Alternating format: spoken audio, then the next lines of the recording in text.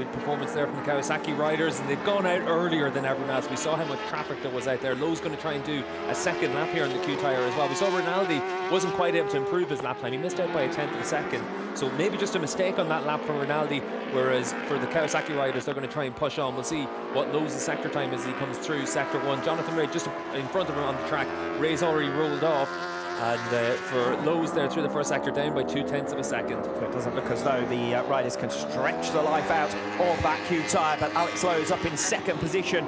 Never previously a front row starter here in Misano. Fourth, his previous best in 6 attempts in Superpoles in the past here in Italy. Axel Bassani making his way off the final turn, currently down in 11th. This could be a major surprise. Bassani goes 4th, a 1:34 flat. He nods his head in delight as he crosses the line. Fantastic performance from Axel Bassani. Yeah, taps the tank as well. He knows that's a good lap. He knows he's done a good job there. 4th fastest for Bassani. That's really impressive. Stepping up from the Italian Championship this year, and he's done a great job at each of the rounds. He's given himself something to show that he's got that pace. He did that lap on his own, though. That's really good stuff from Bassani. And now it's over to the Aruba IT factory boys. Michael Ruben Rinaldi is into the 3rd sector of his lap. He's down in 8th position at present, but tracking in line to move on to the front row of the grid. Scott Redding is in the 2nd sector, and he's up on Jonathan Rea's time at the halfway mark. Less than 2 minutes to go, but this is going to be the final fling as far as the Ducati representatives are concerned. The home factory outfit from just down the road in Bologna, of course,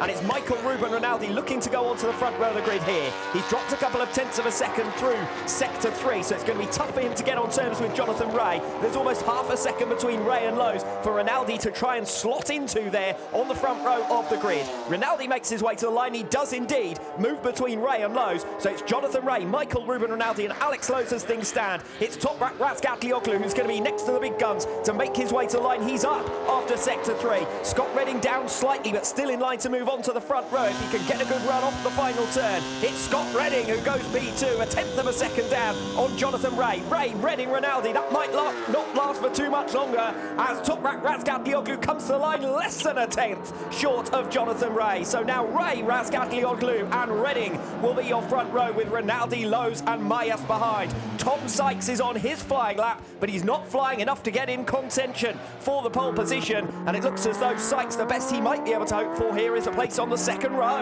Yeah, for Sykes, a little bit of a struggle on this lap, but what's interesting is Toprak with 2 qualifying tyres and the chance to set the bike up for the qualifying lap makes a big step forward on his Superpole tyre as well, so Toprak doing a good job there in the front row of the grid. Tom Sykes hasn't qualified off the front row of the grid here in Misano since 2010. It looks as like that run is going to end. It's 5th position for Sykes. It is good enough to get up onto the 2nd row between Rinaldi and Lowe's in the end might well find himself disappointed, relegated down to 6th position. So Alex Lowe's, who qualified strongly, of course, last time out in Estoril, but then had his fastest lap time cancelled because of those yellow flags, is only 6th position on the grid as things stand. Rea, Razgatlioglu, Redding will be your front row. Rinaldi, Sykes and Lowe's. The checkered flag now falls. No one's going to improve on their 2nd lap round on the Q tyre, and that's how they stand. Yeah, you can see for Toprak now, he has eased off, but really good lap from Toprak to put himself on the middle of the front row. And we've got 3 different manufacturers on the front row. Michael Ruben Rinaldi, our favourite coming into this session, ends up 4th fastest. You'd still expect Rinaldi to be very strong during the course of the races, but as it is, Rea, Razgatlioglu, Redding, Rinaldi, really good pace from all 4 of them through the course of the weekend. The one thing we're missing is Garrett Gerloff. After that crash at the start of the session, he had the pace and the potential all the way through this weekend to be very fast. He's going to start from the back of the grid, but there are some flashes of progress as well. Bautista up inside the top 10 as well.